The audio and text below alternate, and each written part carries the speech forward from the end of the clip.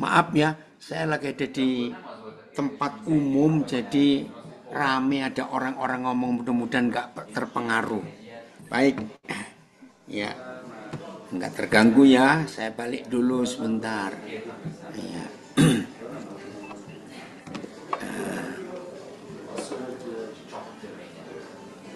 Ya,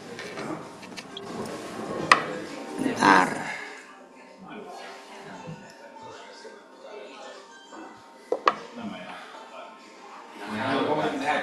Ya, shalom semua, selamat pagi.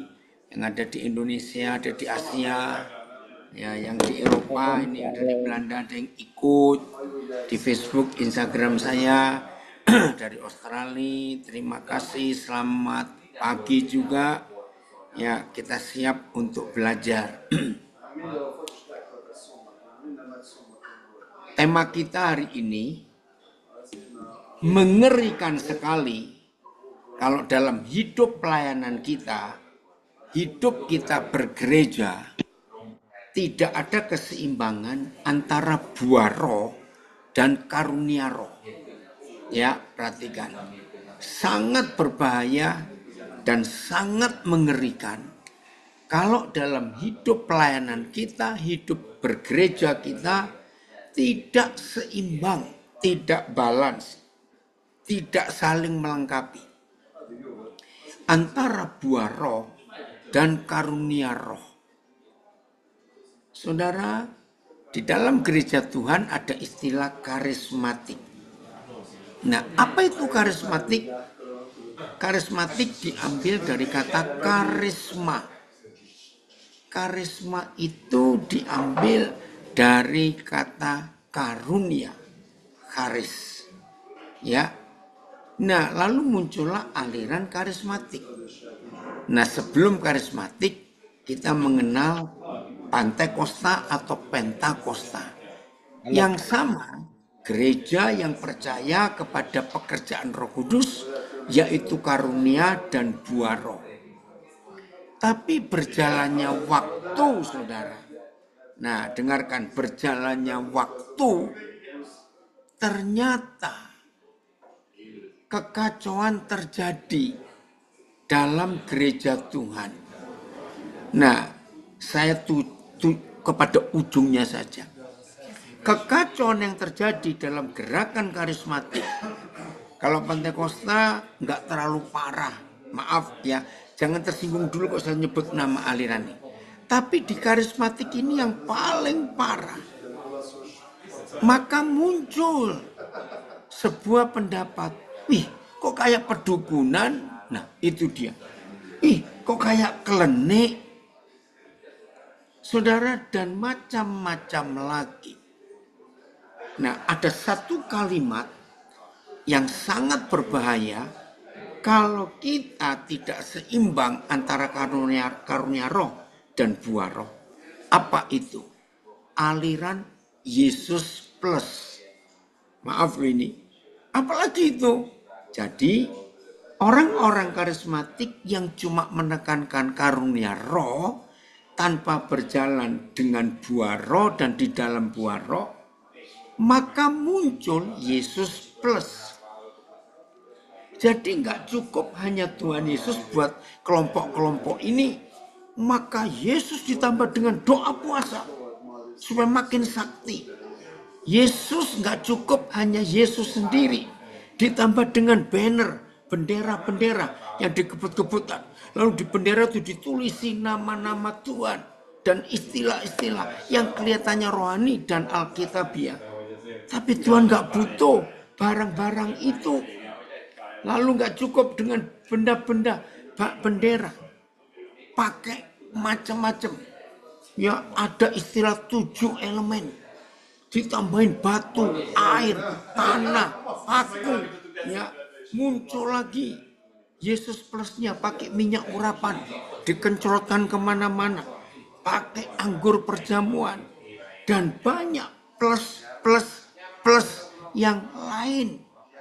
Karena mereka tidak percaya kalau cukup Yesus saja. ditambahi yang lain-lain. Nah, ini yang mengerikan, saudara. Akhirnya Yesusnya jadi tersingkir.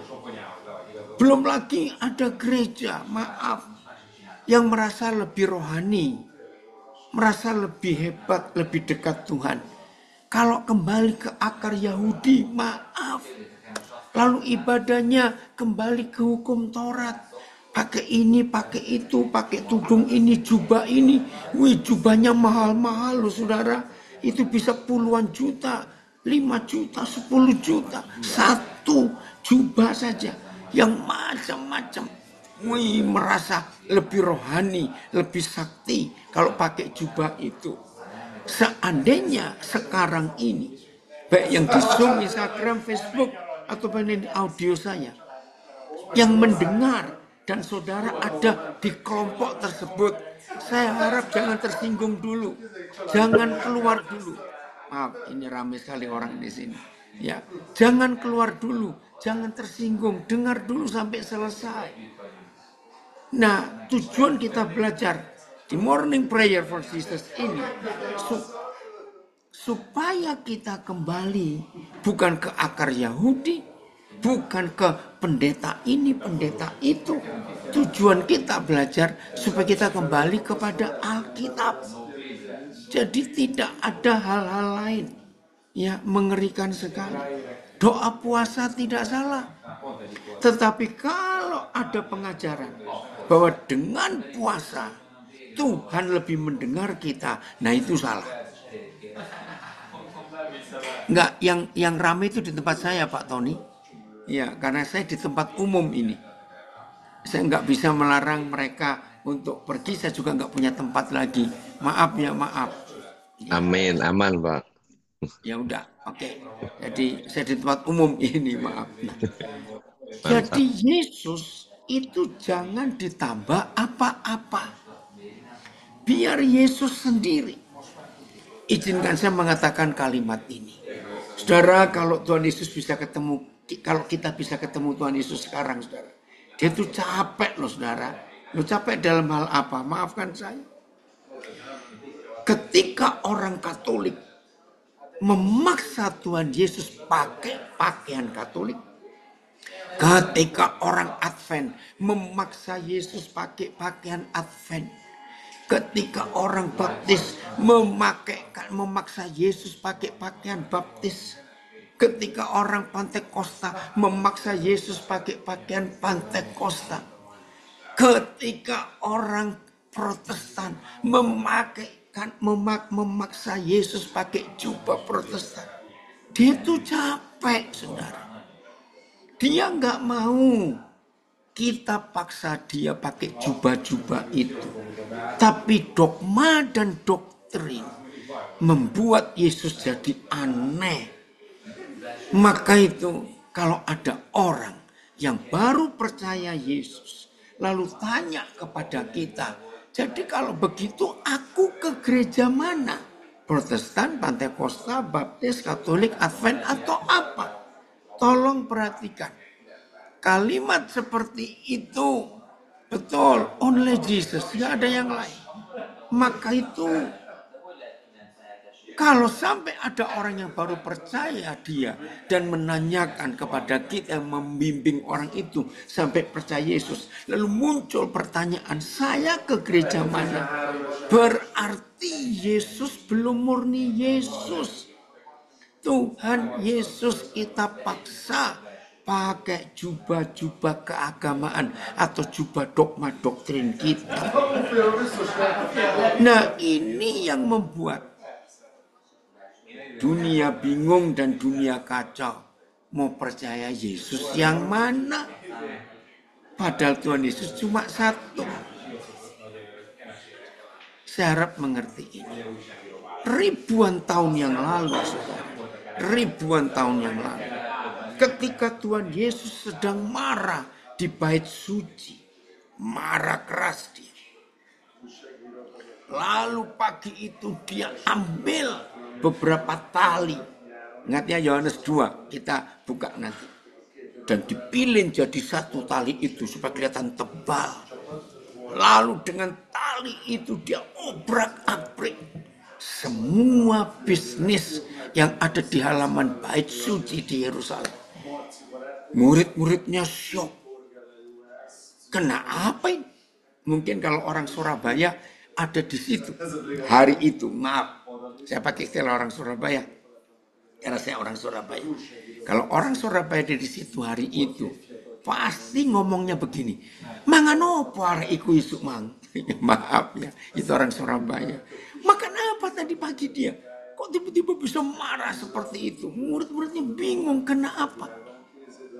Saudara, di situ dituliskan ada pedagang merpati, pedagang lembu, ya pedagang-pedagang yang lain, penukar-penukar uang, pedagang merpati juga ada. Nah, makasih ya, saya tayangkan ini.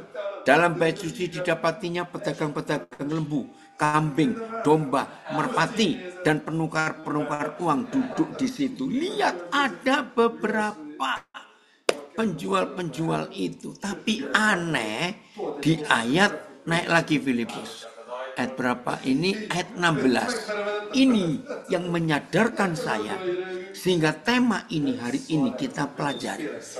Kepada pedagang-pedagang merpati, Yesus berkata, ambil semuanya ini dari sini. Jangan kamu membuat rumah Bapakku menjadi tempat berjualan. Saudara, apa yang saya dapatkan?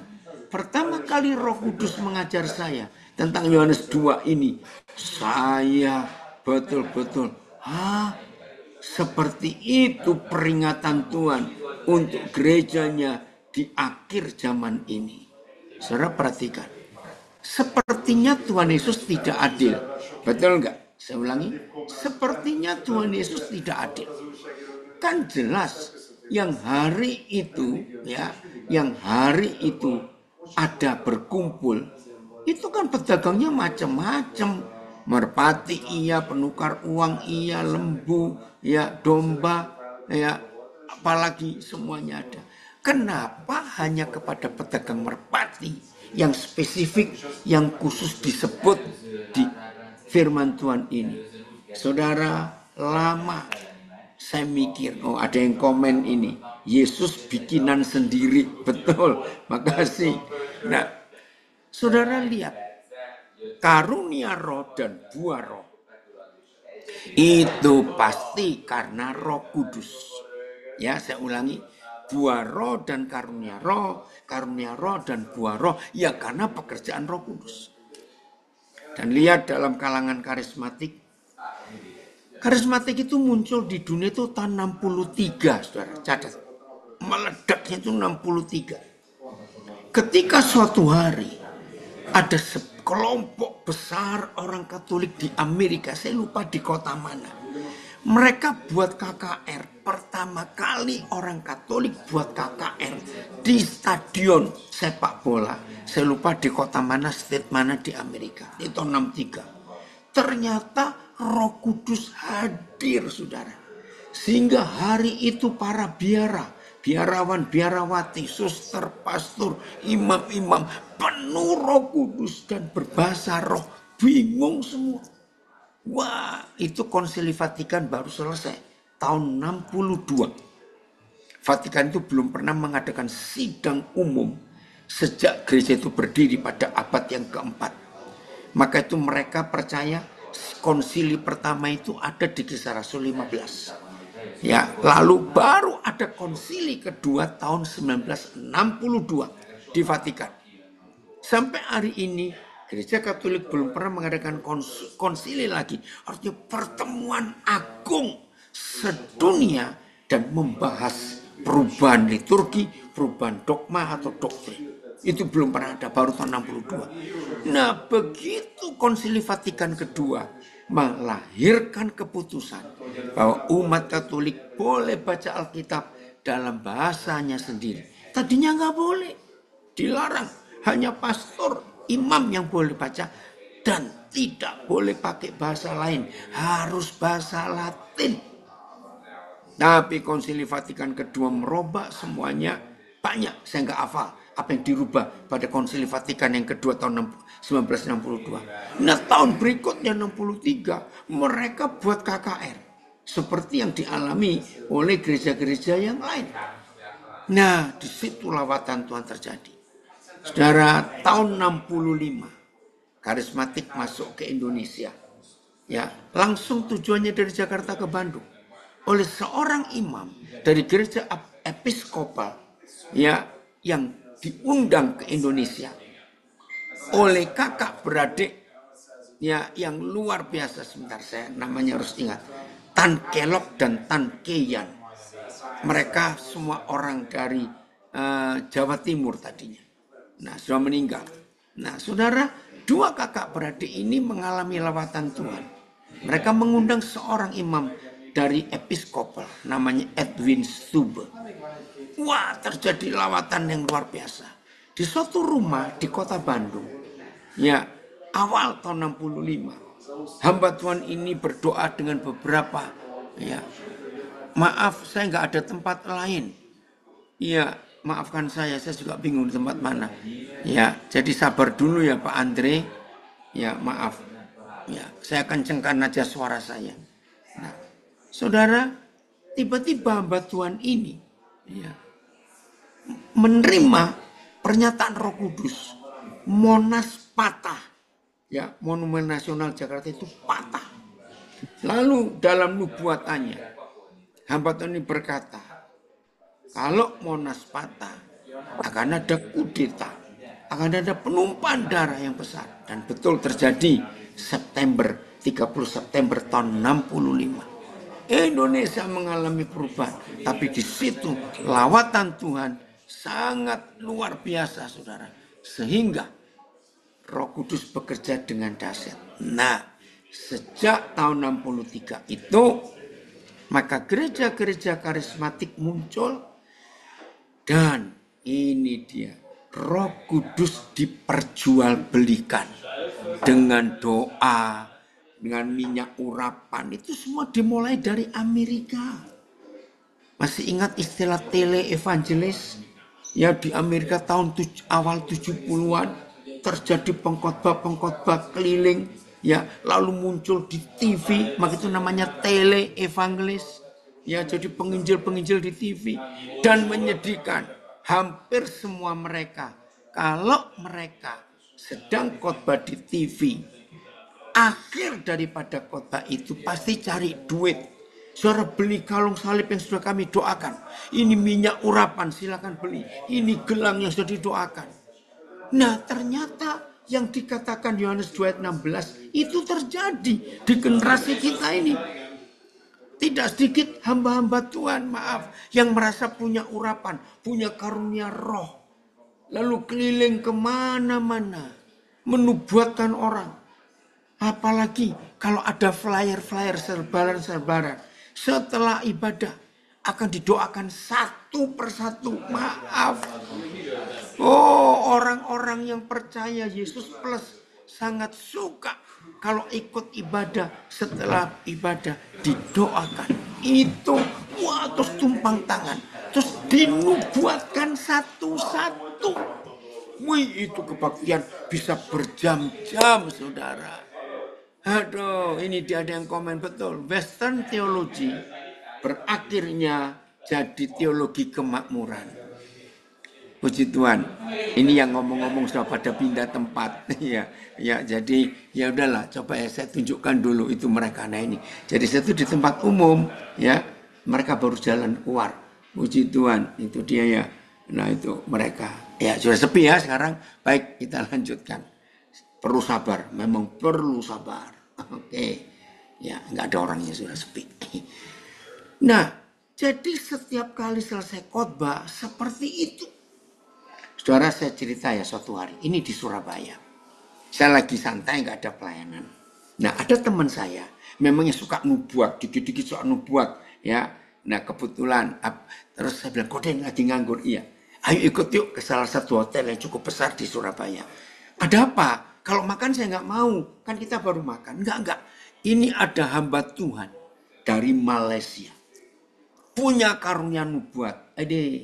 Saya langsung batin, nah ini lagi nubuat. Terus kena apa? Hamba Tuhan ini sangat peka kok, Den.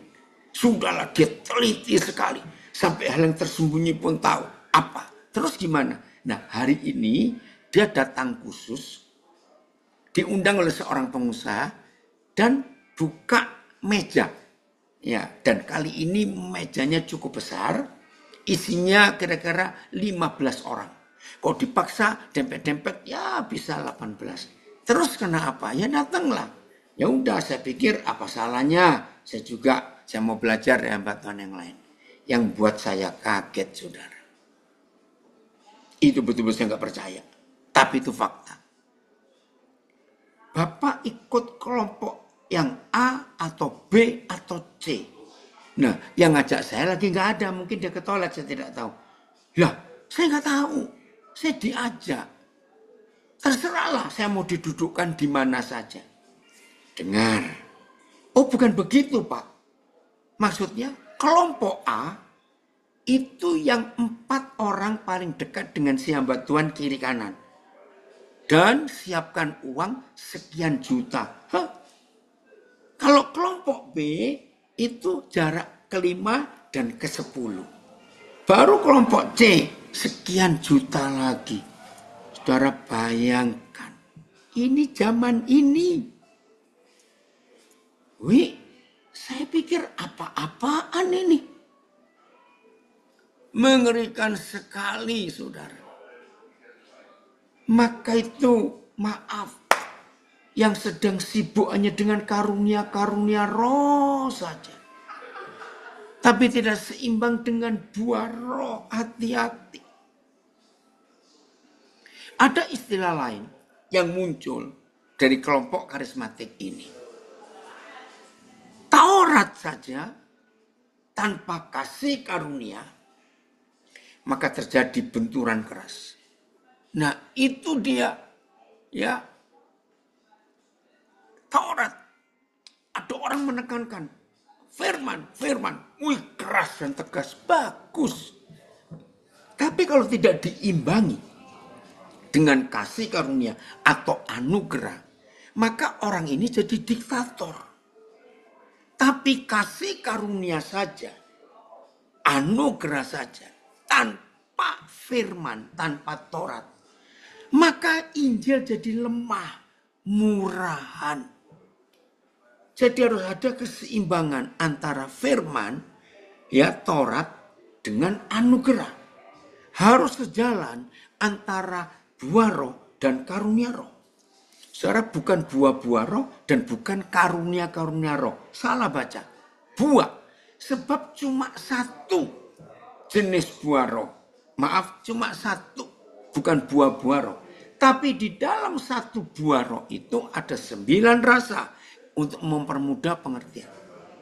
Roh Kudus punya 9 karunia. Tapi tetap karunia, bukan karunia-karunia Roh Kudus. Oke, kita baca dulu ya tentang karunia roh. 1 Korintus pasal 12. 11 atau 12? Kok tiba-tiba saya lupa. 1 Korintus 11 ya coba. Karunia roh. Ada 9 saudara. 1 Korintus 11 coba ya. Terus naik lagi. Terus. Mana? 12 atau 11? Tolong saya yang ingat. Oh 12 berarti. Maaf, 1 Korintus 12. Maafkan saya.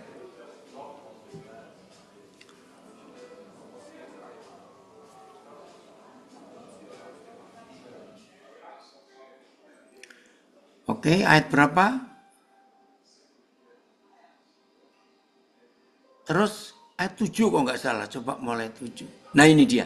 Oke. Mulai ayat yang keempat. Ya. Ada rupa-rupa karunia. 1 Korintus 12 mulai ayat 4. Ada rupa-rupa karunia. Tapi satu roh. Dan ada rupa-rupa pelayanan. Tetapi satu Tuhan. Terus. Dan ada berbagai-bagai perbuatan ajaib. Tetapi Tuhan adalah satu. Yang mengerjakan semuanya dalam semua orang. Wih, keren sekali ya. Saya baca ayat 6-nya.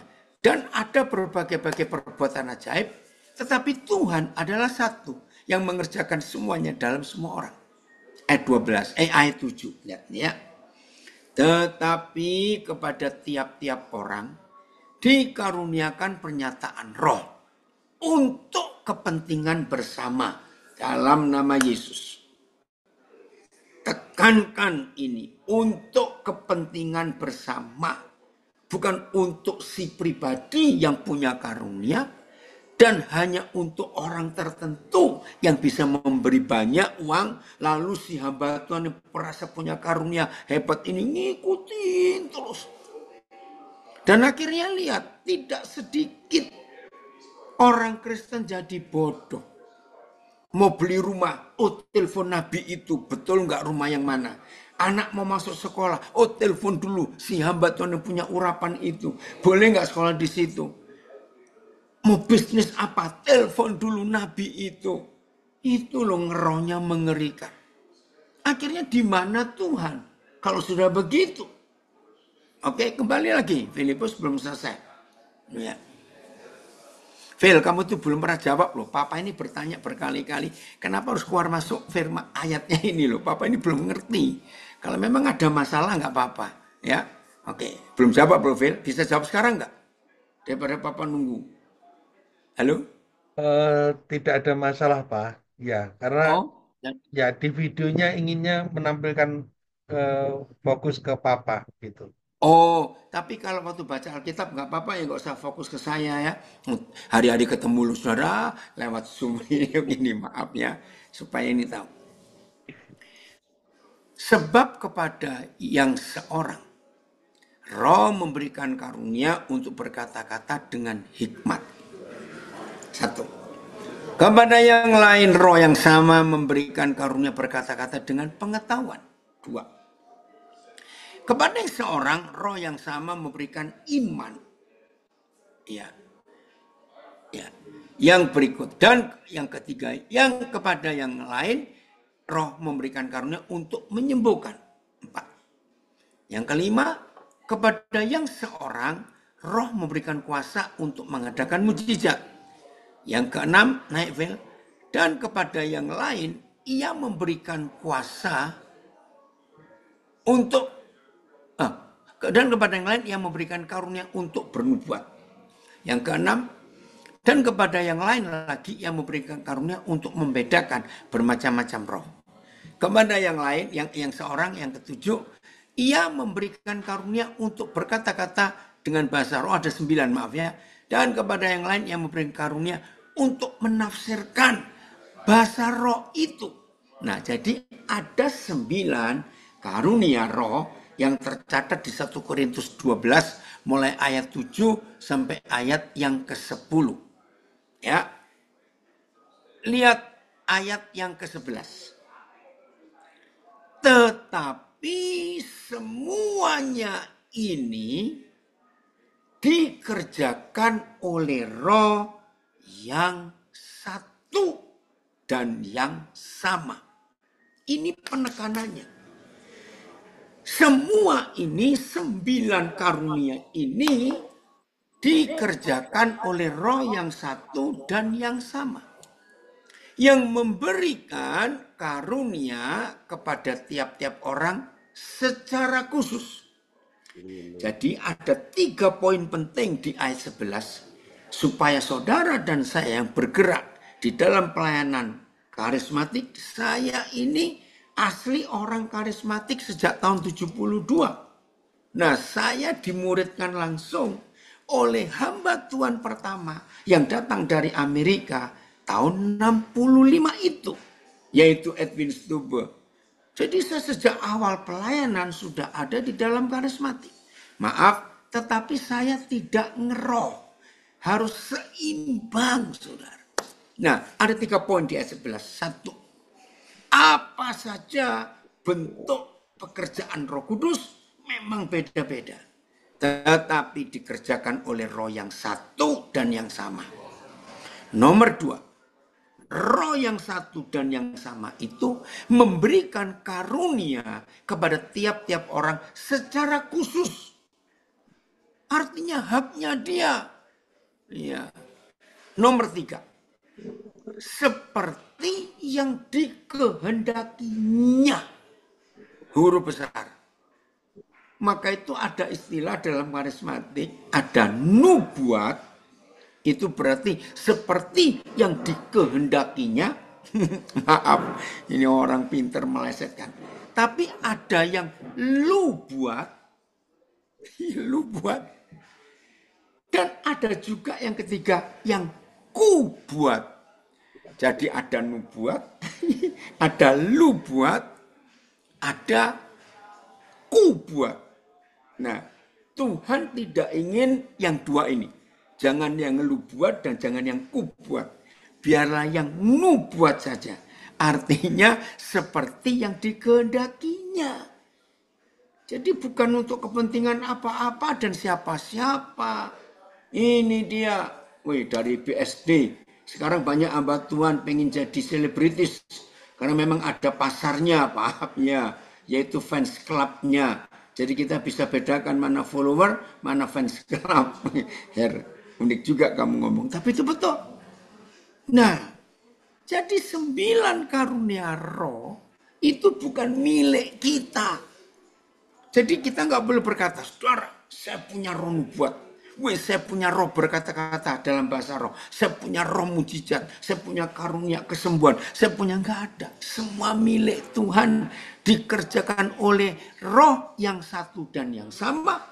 Sesuai dengan kehendaknya. Bukan keinginan kita. Maka itu, terima kasih Phil, ini Papa mau bilang untuk terjemahan lain. Maka itu ketika, maaf ya, saya cuma cerita. Banyak orang tahu, saya ini cukup peka dengan Roh Kudus. Tapi saya tidak mau, karena saya tidak bisa. Kalau tiba-tiba ada orang tanya, Pak Daniel atau Koden, tolong doakan saya, tolong bicara apa? Wih, itu saya tentang keras. Kalau ada orang maksa begitu, saya cuma tanya, punya Alkitab enggak? Kalau enggak punya, saya belikan. Loh kenapa? Mencari firman Tuhan bukan lewat orang lain.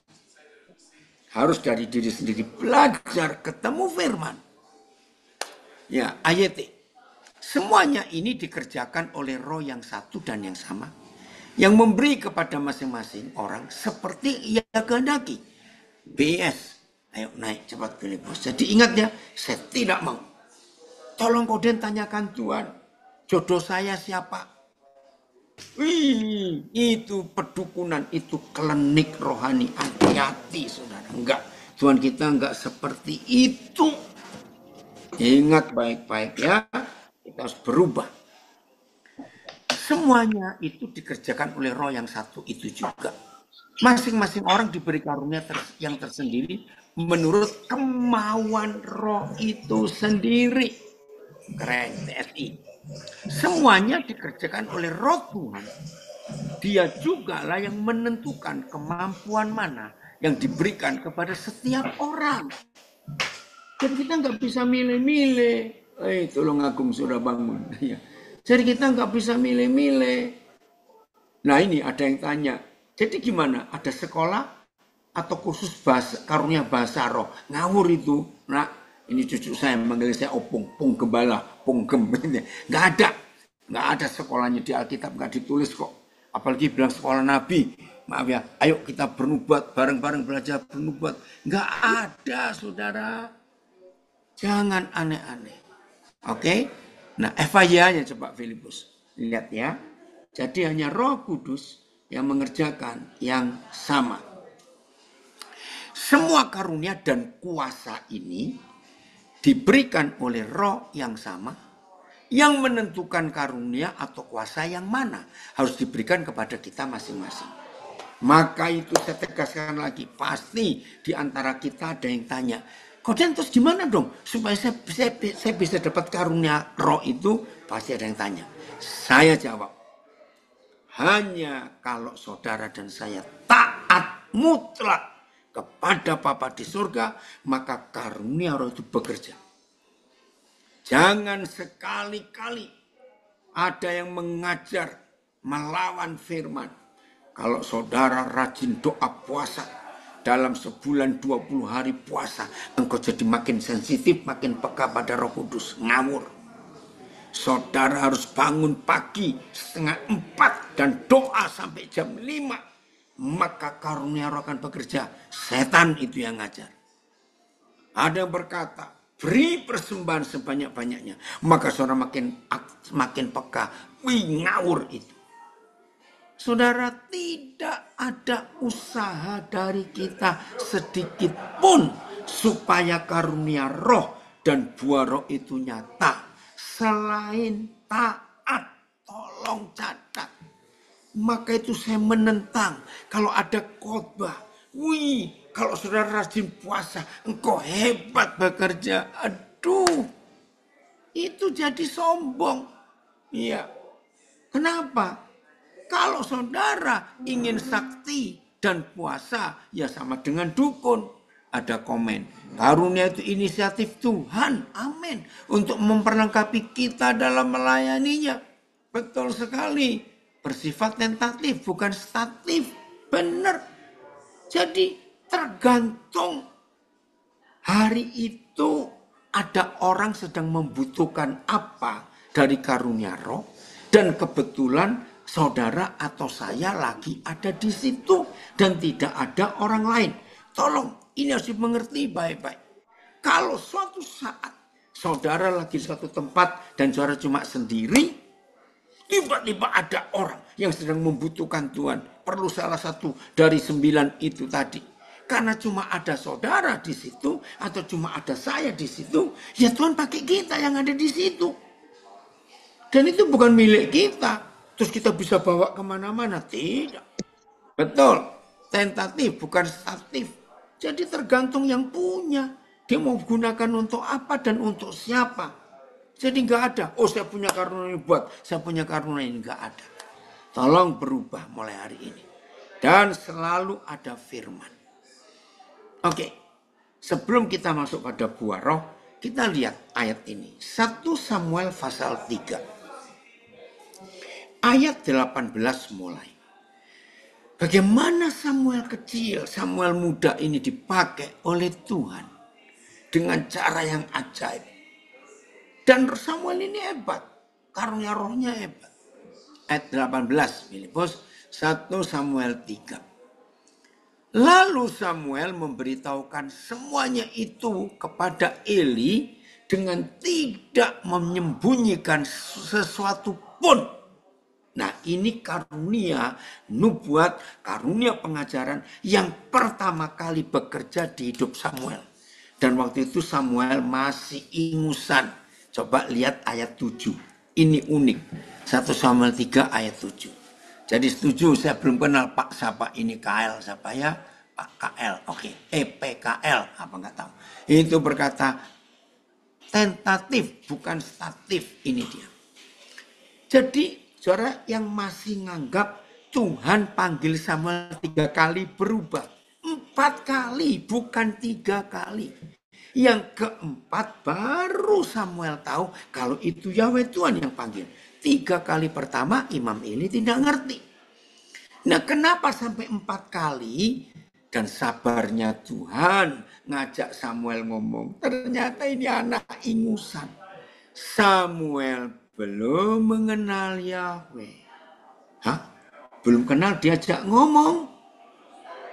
Firman Yahweh belum pernah dinyatakan kepadanya. Ingusan gak anak ini?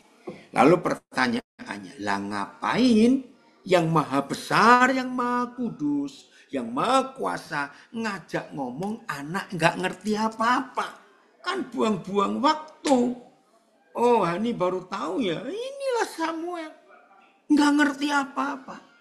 Jawaban saya kalau ada yang tanya, hari itu ada keadaan yang sangat genting, sangat darurat di Israel. Yahweh Tuhan Bapa di surga harus memberitahu. Sama seperti, saudara masih ingat alat sensor tsunami yang dipasang di laut sejak tsunami Aceh? Ya tujuannya apa? Supaya kalau ada tsunami mau datang, alat itu bunyi memperingatkan. Nah hari itu saudara akan ada tsunami besar di Israel. Tabut akan dicuri karena Imam Eli nggak bertobat. Kerajaan kemuliaan Tuhan akan lenyap, namanya Ikabod. Nah Tuhan itu bingung mau cari siapa yang diajak ngomong ini. Imam Eli, coba lihat ayat 2. Imam Eli itu seperti apa kondisinya? Ya, pada suatu hari Eli yang matanya mulai kabur dan tidak dapat melihat dengan baik sedang berbaring di tempat tidurnya. Nah ini kondisi pemimpin gembala zaman itu. Terus ayat 1, pada waktu Samuel yang muda itu menjadi pelayan Yahweh di bawah pengawasan Eli. Ini loh masalahnya. Pada masa itu firman Yahweh jarang, penglihatan-penglihatan pun tidak sering. Saudara tahu apa artinya? Maka itu hamba-hamba Tuhan, pengkhotbah-pengkhotbah, gembala-gembala, majelis-majelis, penginjil-penginjil. Tolong ya perhatikan, hati-hati. Kalau sampai mata rohani jasmani kita kabur, sampai telinga rohani, telinga jasmani kabur, celaka saudara, celaka. Ampuni kami Tuhan. Kondisi ini yang saya paling takutkan sebagai rekan sekerja Yesus. Aduh Tuhan tolong, ini mengerikan. Coba lihat terjemahan lain Filipus. Serius. Kalau kita yang menyebut diri hamba Tuhan, pelayan Tuhan, pemberita firman, tapi sudah mulai tuli rohani, kabur rohani, aduh celaka. Pada suatu hari Eli sedang berbaring di tempatnya, penglihatannya mulai kabur sehingga dia tidak dapat melihat dengan baik. Coba ayat 1-nya, Phil, ayat 1-nya. Ini ngeri loh saudara. Maka itu kalau sampai ada pelayan Tuhan, hidupnya nggak seimbang, cuma ngeroh saja, nggak ada buah roh, cuma firman, khotbahnya tajam firman, tapi nggak ada kasih karunia. Wih, itu pendeta jahat. Di Indonesia ada loh, saudara, seorang hamba Tuhan. Setiap kali saya dengar dia khotbah, apalagi sekarang ada YouTube, nggak pernah senyum wajahnya. Sampai saya tuh pernah bicara dengan tangan kanannya. Cobalah beritahu dia, senyum sedikit lah, nggak pernah. Apalagi tertawa. Wih, ini hamba Tuhan menakutkan. Ya, maaf, jangan tanya saya di sini, nggak boleh. Ayat Samuel yang masih muda itu melayani Yahweh di bawah pengawasan Eli. Pada waktu itu firman Tuhan Yahweh jarang dan penglihatan tidak sering. Coba BIS-nya. Waduh, mengerikan sekali ini. Sementara itu Samuel yang masih anak-anak itu melayani Yahweh di bawah pengawasan Eli. Pada masa itu jarang sekali ada pesan dan penglihatan dari Yahweh, TSI. Samuel terus melayani Yahweh dengan bimbingan Imam Eli. Pada masa itu jarang ada nabi yang menyampaikan pesan dari Yahweh dan penglihatan-penglihatan pun jarang terjadi. Nah ini loh, kalau karunia roh padam di dalam hidup kita, dalam pelayanan kita, dalam jemaat yang kita layani, kalau padam celaka, kita celaka, jemaat juga celaka karena tidak tahu mau dibawa kemana. Oh Tuhan, tolong Tuhan.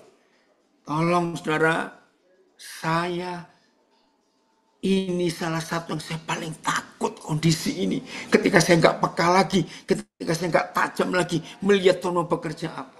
Nah bayangkan, dalam kondisi bangsa atau gereja separah itu, ada peringatan tanda bahaya dari surga. Tapi Tuhan tidak ketemu siapa yang bisa diajak ngomong. Satu-satunya pribadi yang sangat mungkin untuk diajak ngomong. Ya Rondi, kakek senang ketemu kamu pagi-pagi. Nanti ya uang sekolahmu. Satu-satunya pribadi yang sangat mungkin bagi Yahweh Tuhan bicara. Itu anak ingusan ini. Maka itu sampai 4 kali. Karena Samuel belum kenal Yahweh. Dan firman-Nya belum pernah disampaikan. Aduh, ngeri ya. Nah ini loh pentingnya karunia roh.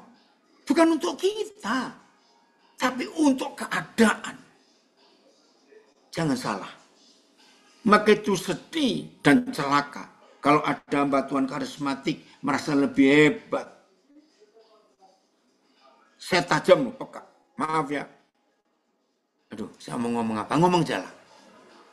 Kenapa dalam hal ini kok banyaknya itu tante-tante, saudara? Tante ini punya karunia nubuat, tante itu punya karunia nubuat. Terus hamba Tuhan dari Malaysia. Kenapa lebih banyak hamba Tuhan dari Malaysia itu kebanyakan nabi? Saya juga nggak ngerti. Kenapa begitu? Hati-hati, saudara, hati-hati. Panggil tante itu loh.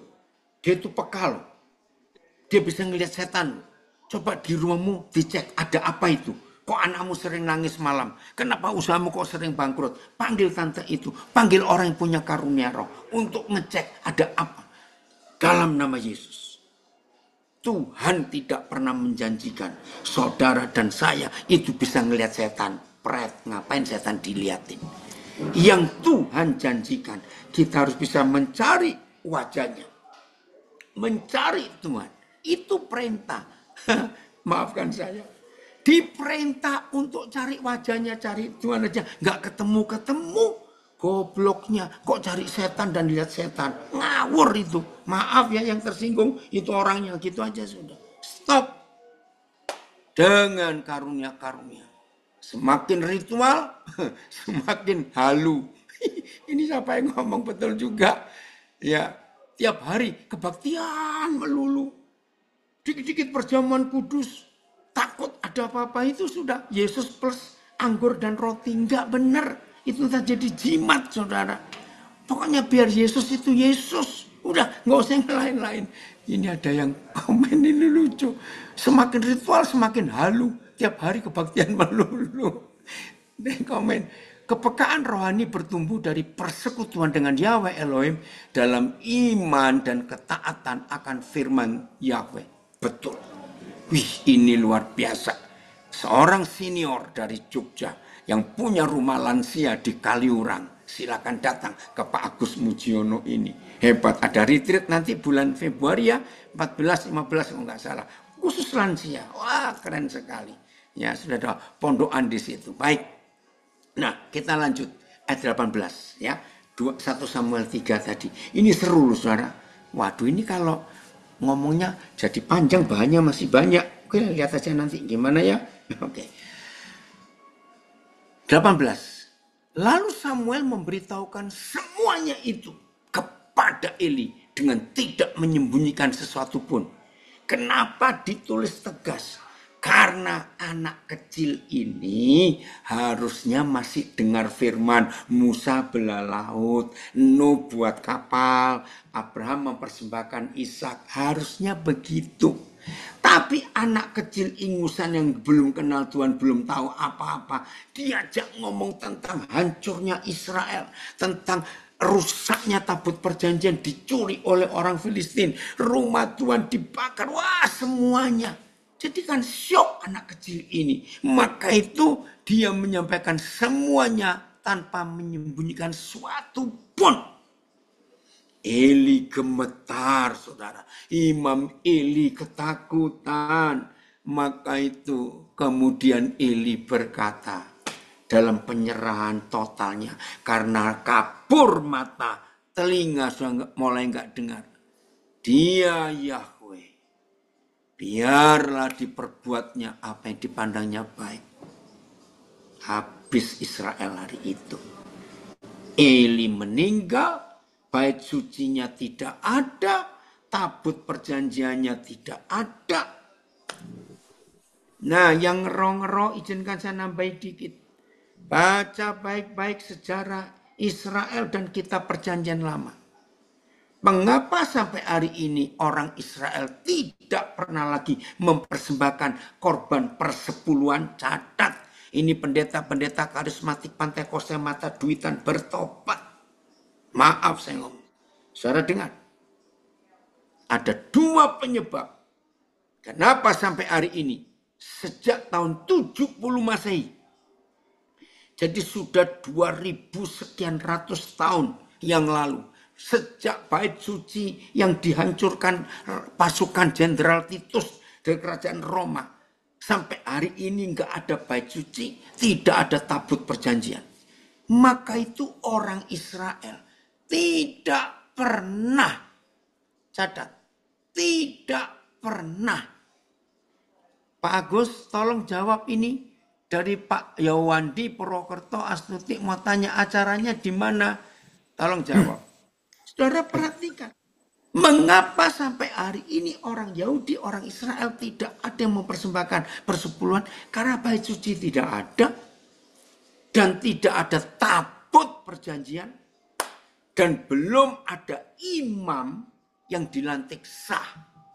Jadi mereka tidak bisa memperlakukan ibadah korban termasuk persepuluhan. Dan yang kedua, baca baik-baik perjanjian lama, persepuluhan itu hanya untuk hasil bumi dan hasil ternak. Bukan uang. Aduh, yang mata duitan memperkosa ayat perpuluhan untuk cari duit buat kepentingannya sendiri. Kalau Pak Agus masih ada, tolong. Oh ya ini. Ya, di Taman Doa Pius ya. Oke, lihat nomornya ada. Ngerti ya saudara? Nah sekarang lihat ayat 19. Apa yang terjadi setelah Eli meninggal? Bait suci tidak ada. Di Israel nggak ada ibadah sabat. Karena nggak ada yang mimpin. Nggak ada tabutnya. Jadi ibadah sabat saja tidak bisa. Apalagi perpuluhan. Itu dia. Ada yang tanya dari Nabiri. Apa perlu Yahweh bertanya kepada kita, kamu mau jadi saya? Ini, nyeleneh sekali ini. Ini ada yang tanya dari Nabire. Betul juga ini, ayo. Ada yang mau tanya gak kepada Tuhan? Ada yang mau jadi Tuhan? Wakili Tuhan. Oke. Dan Samuel makin besar. Tanpa ada ibadah, sabat tidak ada, ibadah korban persembahan apa-apa tidak ada, karena nggak ada bait suci, karena nggak ada tabut perjanjian, ayo hancur. Dan Yahweh menyertai dia.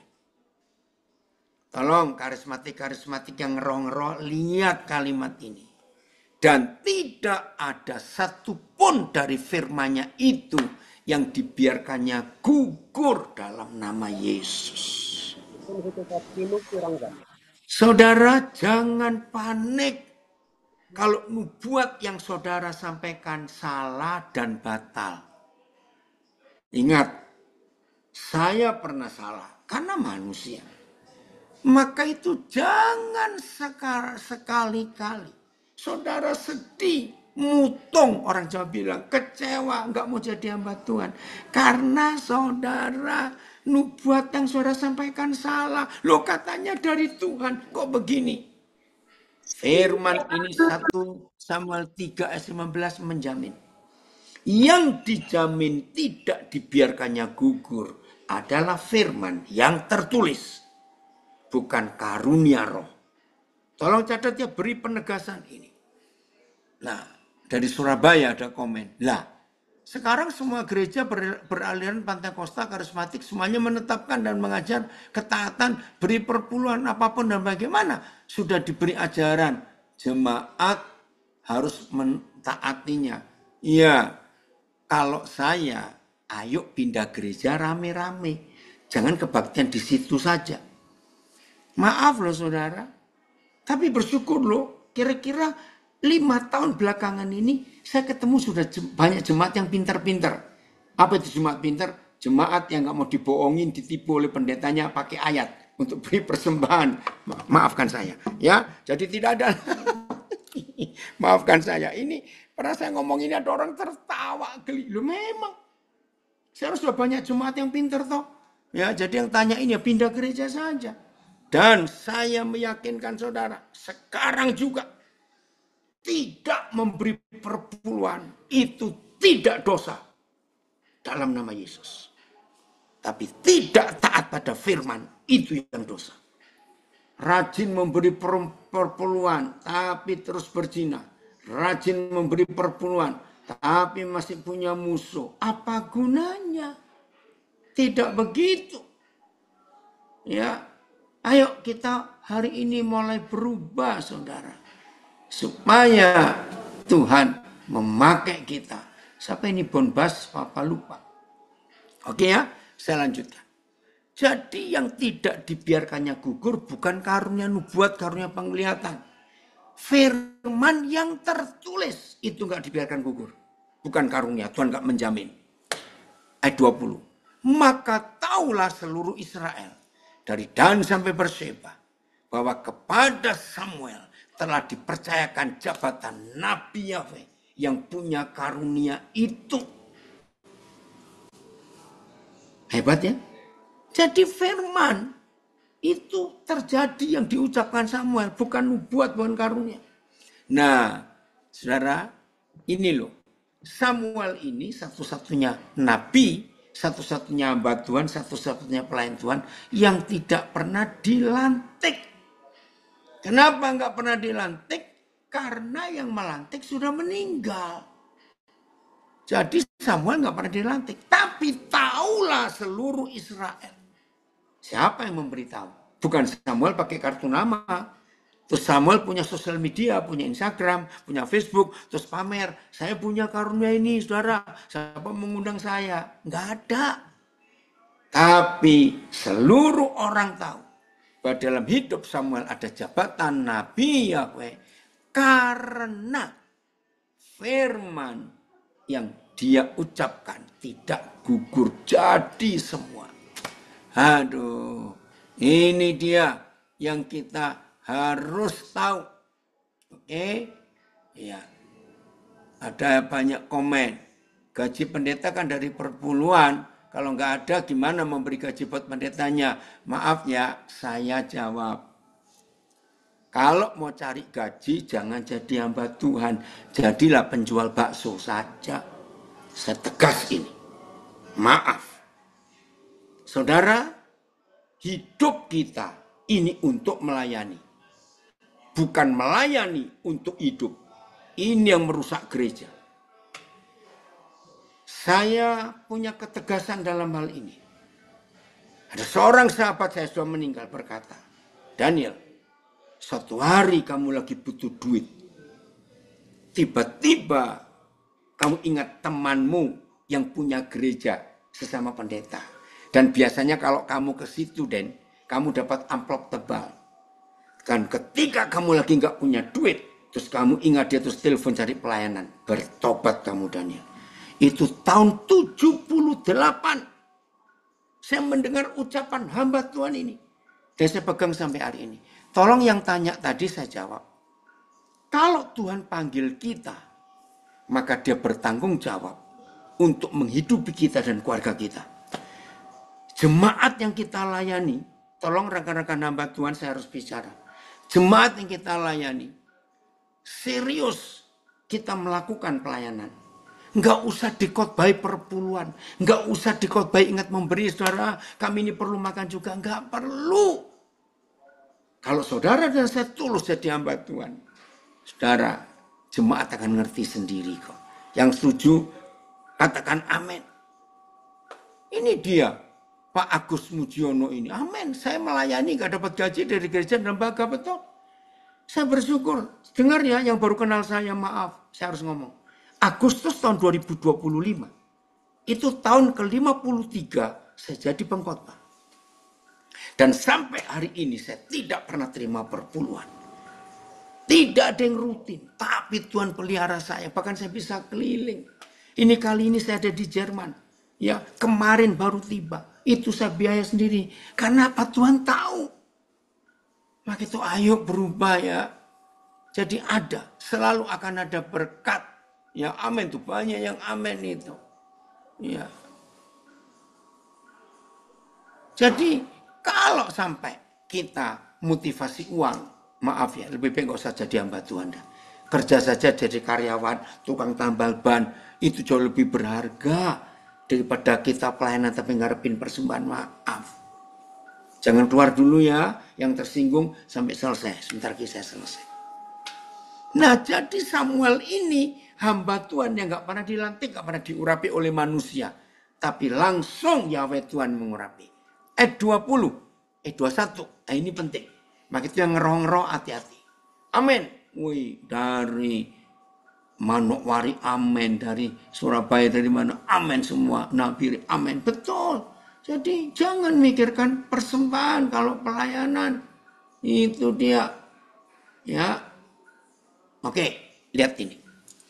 Dan Yahweh selanjutnya. Saudara tahu arti kata selanjutnya? Terus, tidak berhenti. Ada apa? Dan Yahweh selanjutnya menampakkan diri di Silo kepada Samuel loh, supaya dia terus bisa melayani.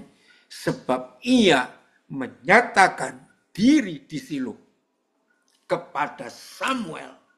Kuncinya dengan perantaraan firman-Nya. Aduh, ini dia. Ada ibu gembala di pedalaman Sumatera Utara. Saya juga melayani, nggak ada gaji. Dan sudah saya serahkan PK saya yang diberikan kepada pekerja yang lain. Coba nak beritahu di kampung mana kamu, kecamatan mana, kabupaten mana, Sumatera Utara ini. Seorang ibu gembala, janda. Tapi Tuhan pelihara luar biasa. Hebat, saya kenal dia kan, ini anak saya. Sebut ya, nak di kampung mana, desa apa. Oke. Jadi saudara, ayo mulai hari ini semua kita sibuk firman. Oh, kamu toh Horas Amang Siombing. Namamu Bonbas jadi bingung papa. Ya. Itu yang Tuhan dia, ini anak saya bersaksi. Ya, sangat memberkati dan berdasar khotbahnya papa. Tuhan memberkati. Amin. Hidup dalam kebenaran. Oke. Gimana Dorma? Kamu di kampung mana? Tolong nulis supaya papa bisa baca ini. Jadi firman, saudara, firman. Bukan karunia roh saja. Kapan pewahyuan firman? Jadi tolong rekan-rekan yang ngeroh-ngeroh terus. Jangan melatih untuk makin peka. Supaya saudara makin laris dipanggil kiri kanan. Oh ampuni saya kalau ngomong ini. Saya ulangi ya. Jangan berpuasa terus supaya makin peka. Supaya saudara diundang kemana-mana. Karena nubuatan saudara sakti. Maaf. Harus firman. Harus firman.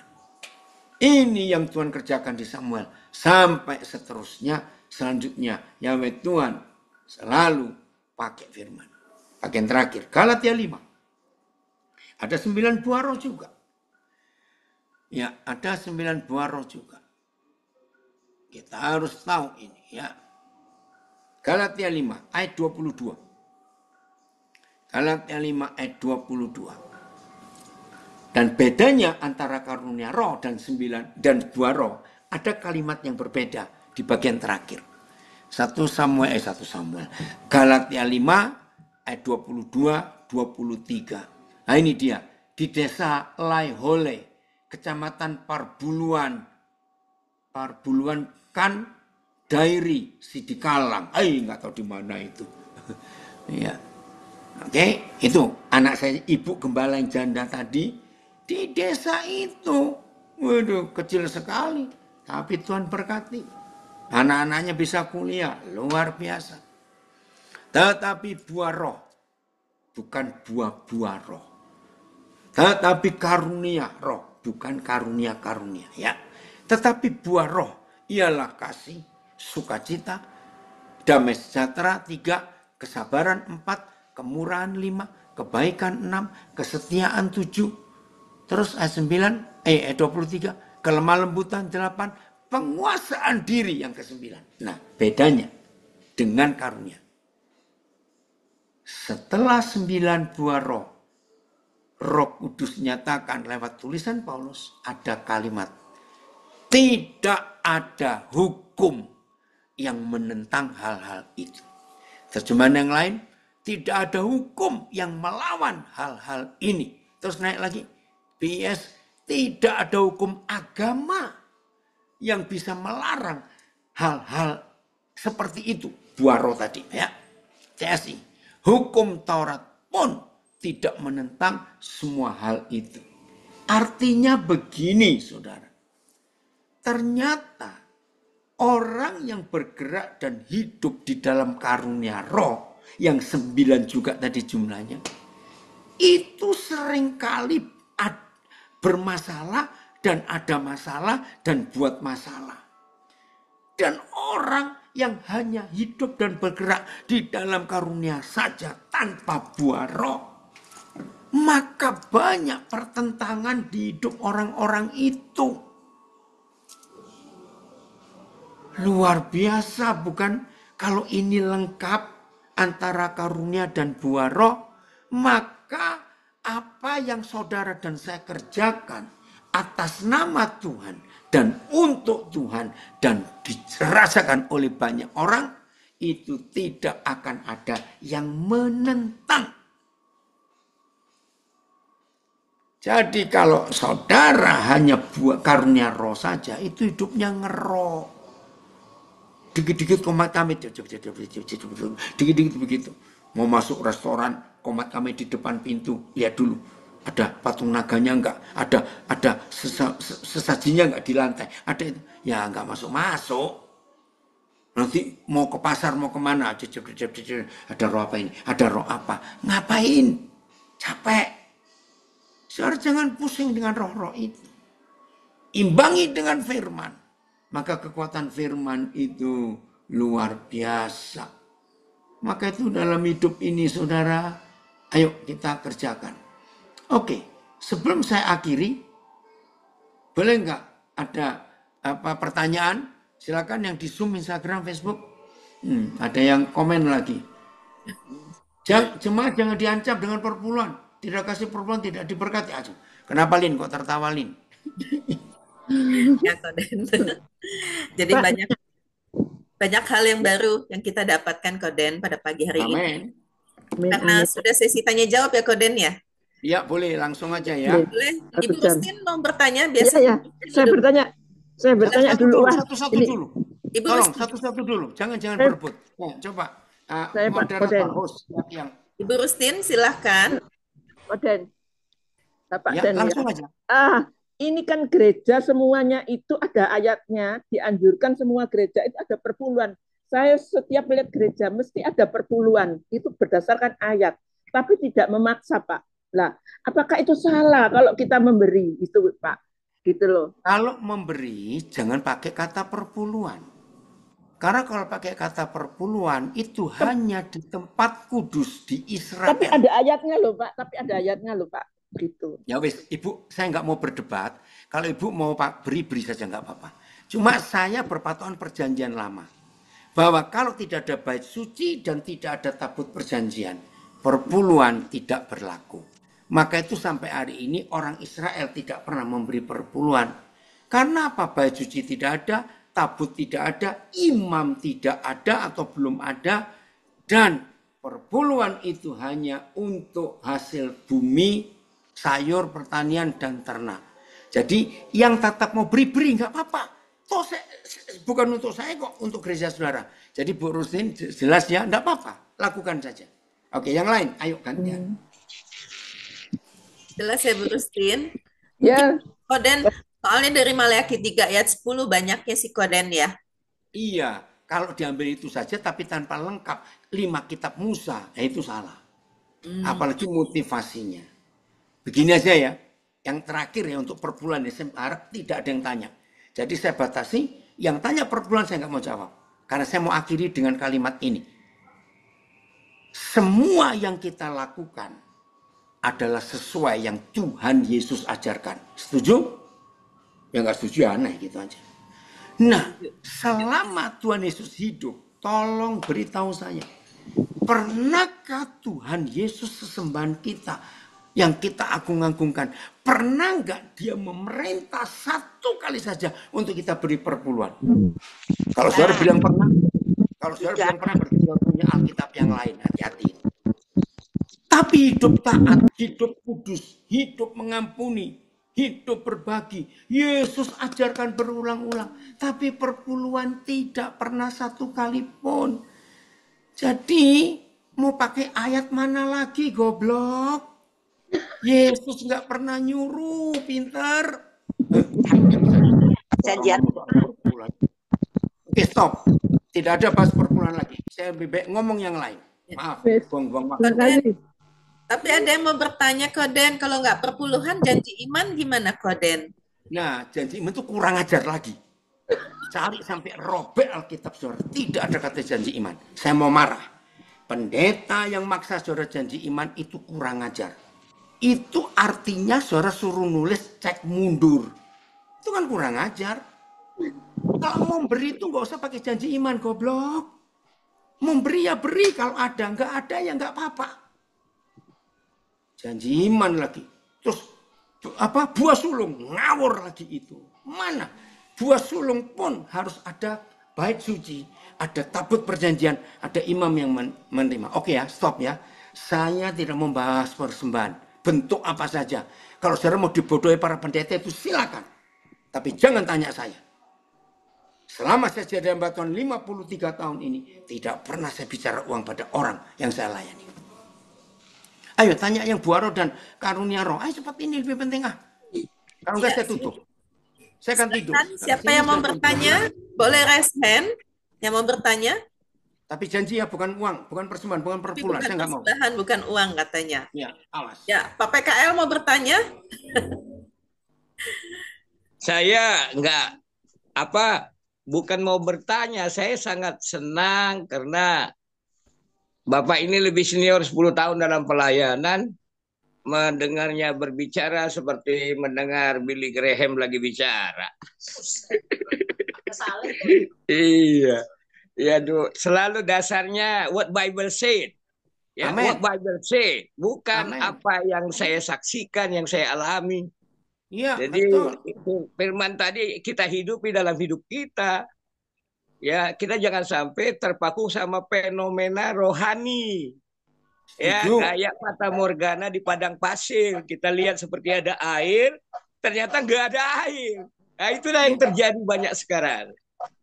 Terima kasih pencerahannya Pak Daniel. Di sini ada Pak Hari Pak A, teman Bapak yang tunanetra. Oke, ini ada komen dari Belanda. Persembahan sulung sampai persembahan bungsu. Ini istilah bagus. Bentar, saya ulangi ya. Ini dari Belanda ini. Persembahan sulung sampai dengan persembahan bungsu buat malak jemaat. Kena lagi dah. Oke, Pak Rifaat, puji Tuhan. Ayo lanjut yang lain, cepat ngarang waktu. Ya, ada Ibu Melana, silakan Bu Melana. Daniel, saya mau tanya, seseorang itu memiliki karunia roh lebih dahulu ataukah buah roh? Gitu. Karena barengan. di situ disebut barengan, ya, Pak? barengan. Harus bersama-sama. Harus bersama. Ya, soalnya di dalam namanya itu buah roh itu harus seimbang dengan karunia roh. Berarti kalau baca dari topiknya itu loh Pak ya. Kalau baca di topik itu kan cuma penulisan supaya gak kepanjangan Bu. Jadi bisa teruskan gini. Ya, karunia roh seimbang dengan buah roh. Buah roh seimbang dengan karunia roh. Itu kan cuma penulisan aja, nggak apa-apa. Oke, yang lain, ayo cepat. Ya. Kita tuh seakan-akan itu karunia roh itu lebih tinggi daripada buah roh. Udah, oke, dihapus saja temanya, dihapus. Udah, nggak usah pakai tema itu penting. Yang gampang ya Koden. Iya, ya Pak Agus Mujiono kayaknya Pak mau tanya. Ya kok. Iya, silakan. Silakan, monggo Pak Agus. Ya, silakan Ibu. Satu hal yang membuat kita tuh makin berapi-api di dalam pelayanan adalah persekutuan kita yang intim dengan Roh Kudus. Hanya itu aja kuncinya. Amin. Betul. Makin peka apa yang hari ini Tuhan kasih dan muaranya adalah penginjilan misi. Amin. Menjaga jiwa-jiwa ke bangsa-bangsa. Ya. Ya. Retreat yang kami lakukan itu lansia untuk bermisi, Bu. Untuk ujung-ujungnya punya hati misi ke bangsa-bangsa. Amin. Amin.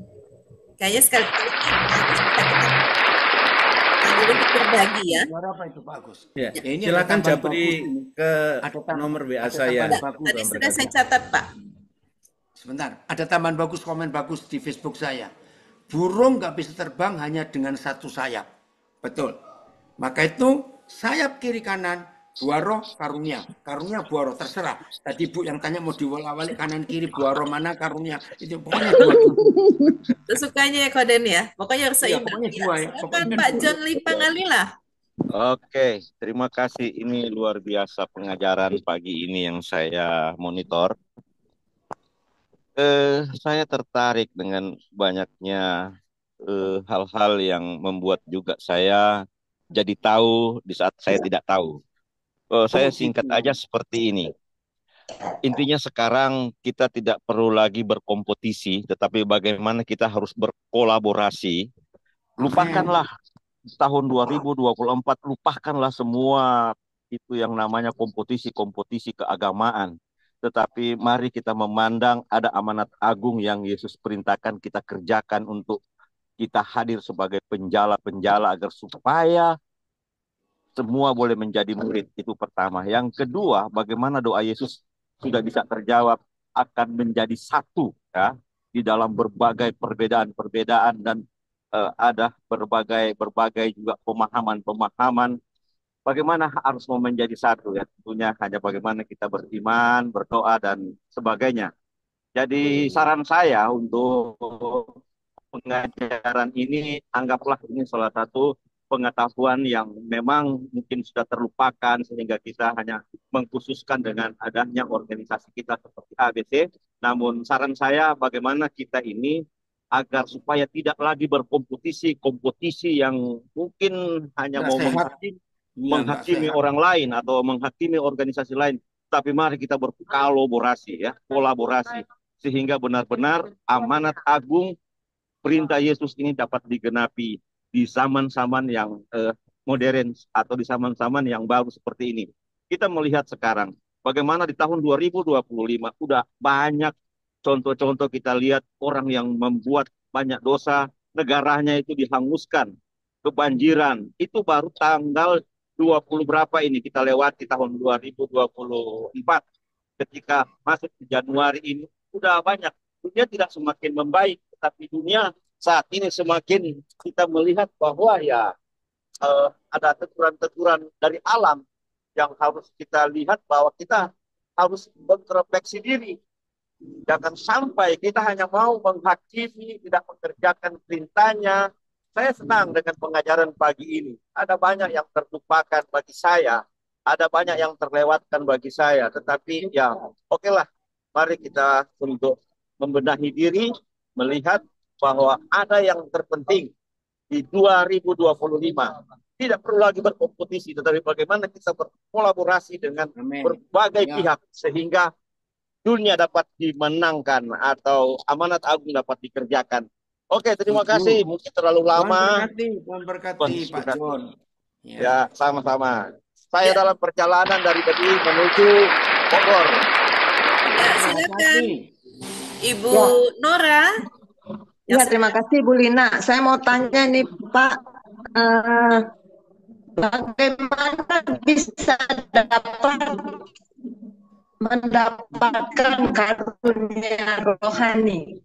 Dan Ya. apakah karunia rohani itu bisa hilang nggak? Terima kasih. Oke. Saudara, sekali lagi. Karunia dan buah roh itu milik Roh Kudus. Tidak bisa kita minta, tidak bisa kita cari. Tegas.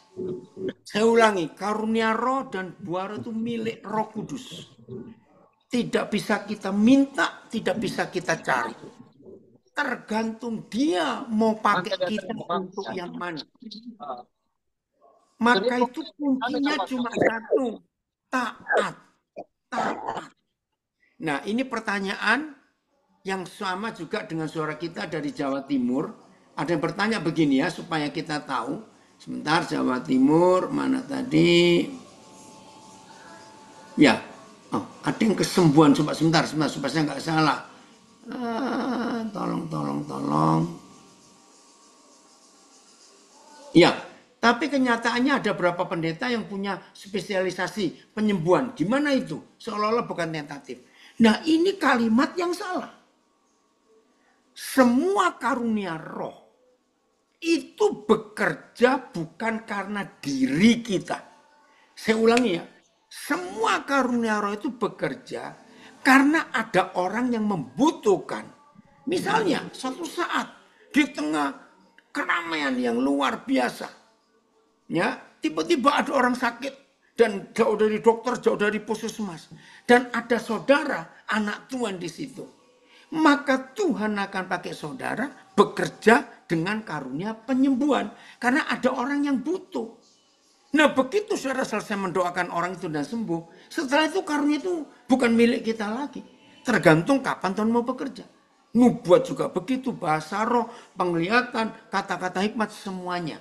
Jadi bukan milik pribadi. Ya, itu semua nggak ada spesialisasinya, tergantung Tuhan. Ya, maka itu supaya kita nggak sombong. Jelas ya? Oke lanjut, siapa lagi?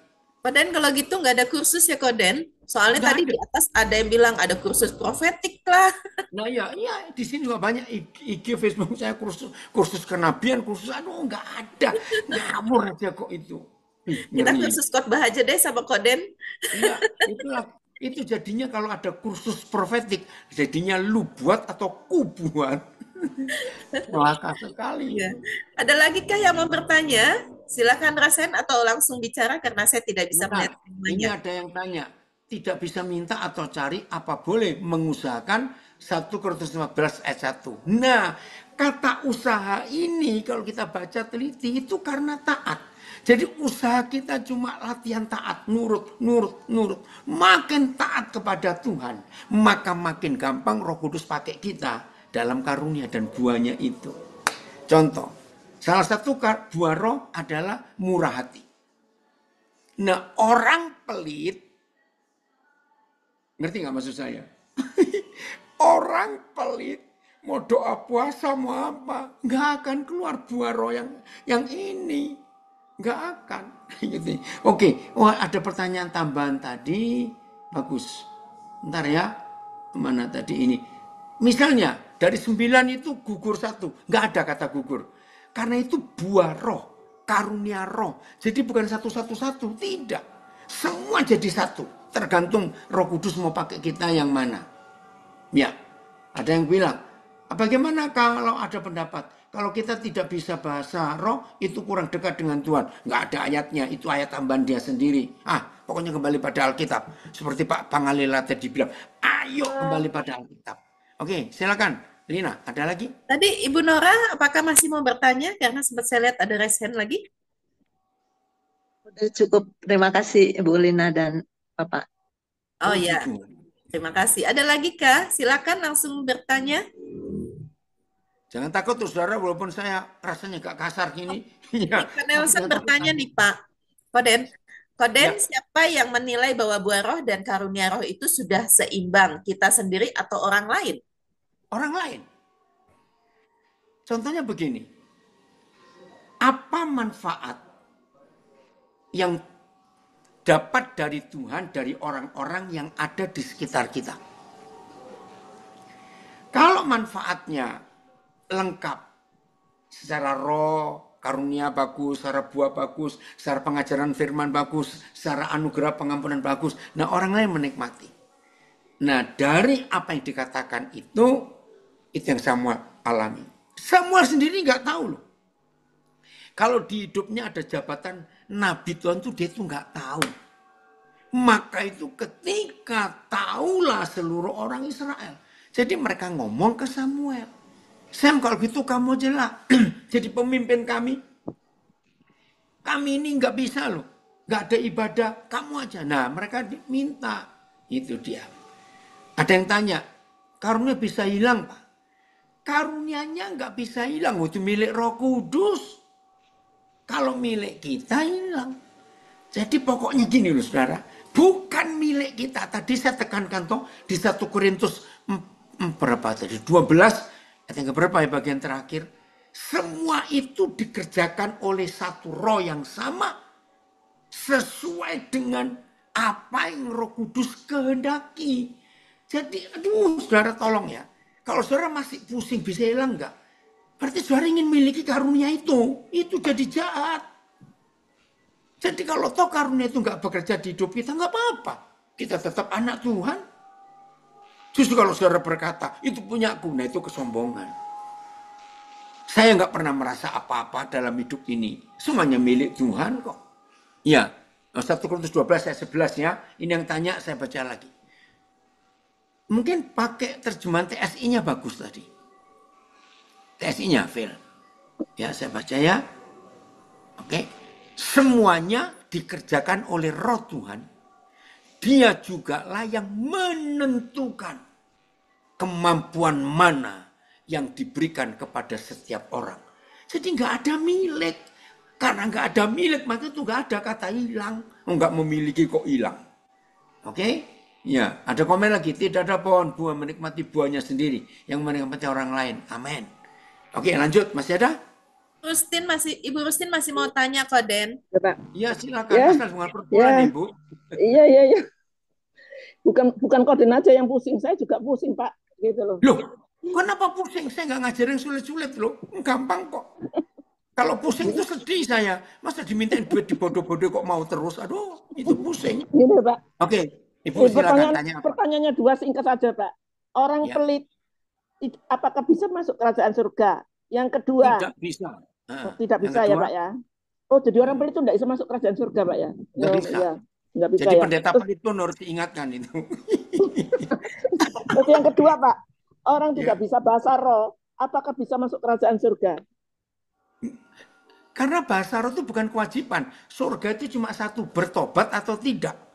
Meninggalkan dosa atau tidak. Jadi nggak ada. Maka itu banyak yang ngawur-ngawur. Bahasa roh itu bukan jaminan. Bahasa roh itu, kita ini sudah bahasa roh sejak bayi loh saudara. Bahasa roh itu bahasa ibu. Bahasanya papa di surga. Nggak apa-apa. Nggak apa ya, Pak ya. Dalam hati aja bahasa roh. Gitu ya Bu Rustin. Ya, makasih Pak Daniel, Tuhan berkati. Udah puas Ibu Rustin, ini Ibu Rustin baru belajar. Pada Pak Daniel, saya pertanyaannya Saya tuh lihat wajahnya membuat Bu pusing. Rustin, tertawanya renyah sekali orang Bener Jawa. ya, bilang. anu teh. Ya, Manggis silakan. Ya. Ada lagi kah yang mau bertanya? Ini soalnya Koden udah mau jam 1 ya Koden. Iya betul, sudah jam 1 Jam 1 kurang 6 pagi. menit. Kurang, ya. Oh, Ibu Nora bertanya, tapi sepertinya ini nggak dijawab lagi deh. Ada pertanyaan gini, Koden. Tadi kan sudah sepakat Koden ya. Oh iya, satu lagi Pak nanya, kalau nggak ada perpuluhan, dari mana penghasilan gereja untuk semua kegiatan? Ya dari persembahan jemaat. Ya, betul. Istilahnya aja tuh. Perpuluhan. Perpuluhan persembahan. Saudara, saya ini pernah jadi gembala loh, hampir 14 tahun. Kok pacar Bruni. Coba Di dengar dulu, pacar saya mau Bruni. bersaksi. Tolong mute dulu. Saya pernah jadi gembala hampir 14 tahun, 13 tahun, 38 bulan. Selama saya jadi gembala, tidak ada kantong persembahan yang beredar. Gereja yang saya pimpin waktu itu pintunya ada 5. 2 kiri, 2 kanan, 1 pintu masuk. Nah, di 5 pintu itu saya taruhkan kotak persembahan. Yang mau kasih, yang nggak mau juga nggak apa-apa. Selama 13 tahun 8 bulan, tidak pernah ada perpuluhan di gereja saya. Tapi tiap bulan, kebutuhan gereja, bayar listrik, kebersihan, bayar air, ya biaya pekerja, orang kantor, ya apa-apa. Itu ditulis rutin. Nah, terus saya bilang, yang mau beri silakan beri. Ya, mau langsung dulu nggak ada bank dulu zaman itu. Dulu adanya wesel, saudara, belangku wesel. Saya jadi gembala itu cukup lama. Nah, jadi yang mau beri silakan. Yang mau taruh kotak persembahan silakan. Nah, kalau ada lebih setiap bulan itu, ya dari kebutuhan yang ada, ternyata selalu surplus, saudara. Selalu lebih. Lebihnya itu sampai bisa 600%. Sampai 50. Jadi 5 kali lipat dari yang kita butuhkan.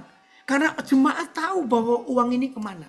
Nah, di kantor gereja saya waktu itu selalu ada tumpukan belangko wesel. Dan di belangko wesel itu, yang nggak tahu belangko wesel nanti tanya yang tahu ya. Itu sudah ada nama rekan-rekan saya, pendeta-pendeta dari mulai waktu saya belum kenal Papua, Kalimantan, NTT, Maluku, ya terus Sulawesi, daerah-daerah desa, Sumatera. Nah itu tiap kali bendahara ngitung ada lebih, langsung dibagi rata ke semua hamba-hamba Tuhan yang kami ingin berkati. Dan ada loh, apa itu nggak pernah kekurangan loh. Walaupun saya nggak pernah khotbah perpuluhan. Kalau saudara ingin bukti, nanti saya tunjukkan mantan-mantan jemaat saya yang sudah kaya-kaya ada di mana, silakan telepon. Itu bukti.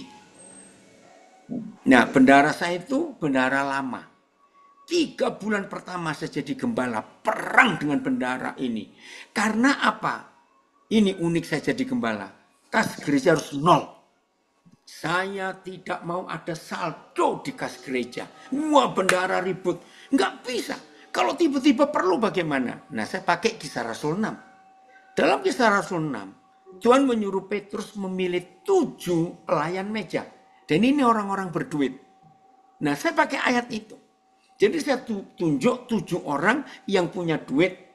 Begini ya, kalau dalam minggu ini ada keperluan mendadak, tapi kita belum ibadah minggu jadi nggak ada persembahan, gereja pinjam uang dulu, uang kalian 7, siapa mau kasih, dan nanti hari minggu diumumkan uangnya dikembalikan. Saudara, 13 tahun 8 bulan. Tidak pernah kurang, tiap minggu selalu surplus lebih. Aduh, itu cuman saya yang kaya-kaya itu sampai bingung. Iya, ternyata begini caranya. Nah, itu dia. Nah, ini ada yang nunjukin, Bu. 1 Korintus 6 ayat 10. Pencuri, orang kikir. Nah, itu. Oh, pencuri, orang kikir, pemabuk semuanya tidak dapat bagian dalam kerajaan Tuhan. 1 Korintus. Lucu ini. Makasih ya, Bita. 1 Korintus 6 ayat 10. Oke, jelas ya yang tanya. Jadi nggak usah pusing persembahan. Selalu cukup kok. Ya, tadi ada Pak Johannes Surabaya nih, sudah buka kamera, apakah jadi bertanya Pak Jo? Jarang-jarang soalnya kodean beliau buka. Oh, iya. Mau ngintip aja dia. Ngintip Lina masih cantik enggak? Pak Jo? Betul, Mau Koden. Lina masih cantik kok. Hah? Cantik mana mbak mamamu, Jo?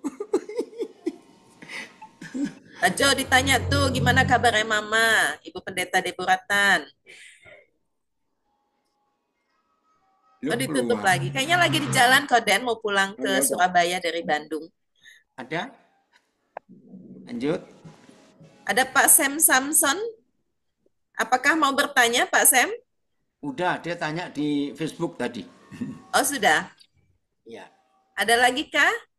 Kalau enggak kasihan Koden nih udah jam 1 pagi nih. Ya, salam Koden, saya Nelson. Oh, Pak Nelson lagi, monggo. Udah juga. Mungkin teman-teman, menurut saya apa perpuluhan dengan persembahan mereka agak rancu karena saya pikir kalau lihat besar nominal persembahan itu bisa melebihi dari perpuluhan. Nah, mungkin apa di situ ininya nggak boleh ada perpuluhan, dia menganggap tidak ada uang sama sekali untuk aktivitas. Padahal kita hanya istilah persembahan, cuman ada kewajiban perpuluhan, wajib 1/10 gitu. Tapi kalau kata Koden tadi itu bukan uang, hasil bumi atau hasil ternak. Nah, itu mungkin Kata yang Tuhan, saya lihat bukan dari kata benang saya. merahnya. Pak Nelson, bukan kata Koden, kata Firman. Kata firman, ya, melalui Koden itu tadi. Mungkin apa begitu Kodennya? Saya nggak tahu apa yang menjadi pertentangan antara perpuluhan dengan persembahan. Karena persembahan itu bisa melebihi dari perpuluhan, bisa perseratus, bisa dia kasih semuanya. Itu persembahan kan, dari hati gitu. Bukan kewajiban. Kalau Nelson. perpuluhan itu ada kewajiban kayaknya. Pak Nelson, jangan ngomong bang lagi. Saya sudah tutup dari awal tadi, nggak usah ngomong ini.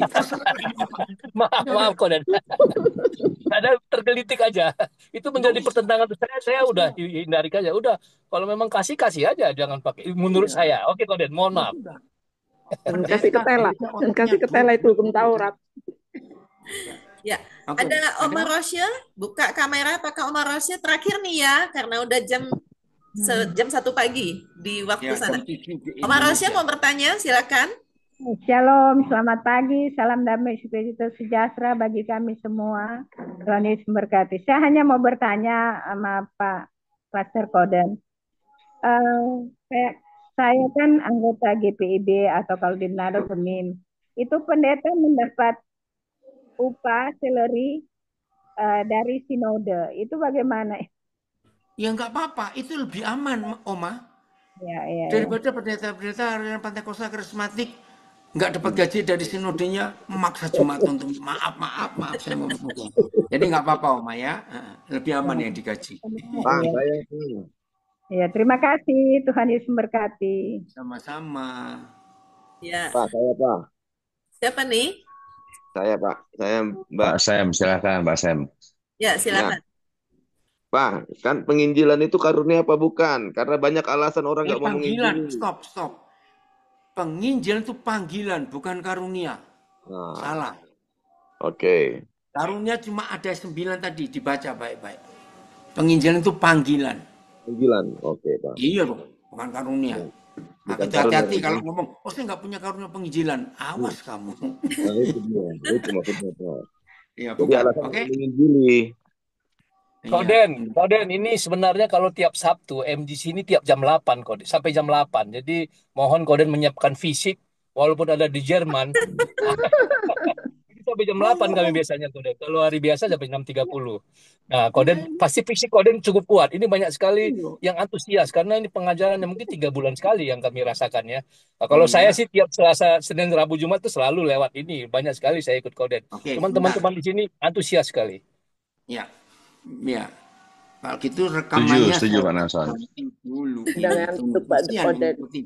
Bingung nanti rekamannya. Coba ya. Oke, yang di audio kita stop dulu. Sambung. Ya, oke.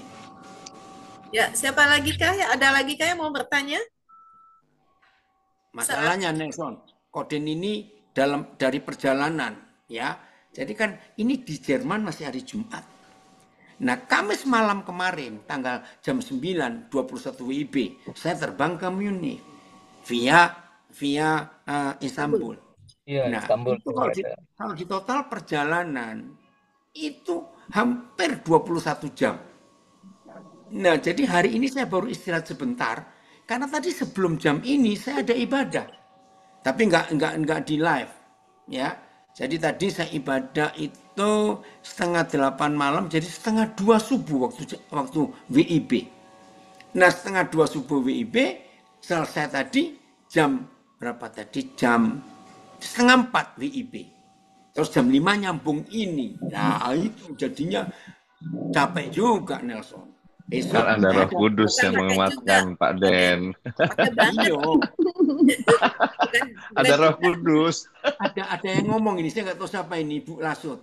Wah, sudah jam 1 kok masih segar wajahnya. Ya karena Roh Kudus. Tapi Amin, ada Roh Kudus Koden, luar biasa semangat.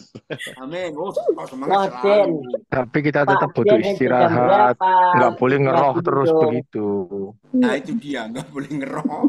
Iya. Saudara siapa tuh? Pak Jo ya? Pak Den. Pak Den. Pak Ya, Den. ya. Ya? Apa iki? Jangan naik capek nanti. Jangan apa? Udah sih, istirahat dulu. Ya, Nanti ya. nyambung lagi. Ya. Iya nih, Koden mesti istirahat dulu. Karena Oke. waktu saya telepon Koden itu, Koden baru pulang, terus udah di jalan. Tadi malam kami kemarin ya, sore kontakan sama Pak Dev. Pak Dev, beneran tuh Koden sampai di Jerman jam 5 pagi Indonesia. Itu Sempet juga Koden. Minum jus Pak, biar Iya. sehat. Ya, itu saya sampai di Istanbul. Iya makanya, saya sampai sempet nggak ya, bener nggak? Iya takutnya Koden salah. Makanya yang dari kita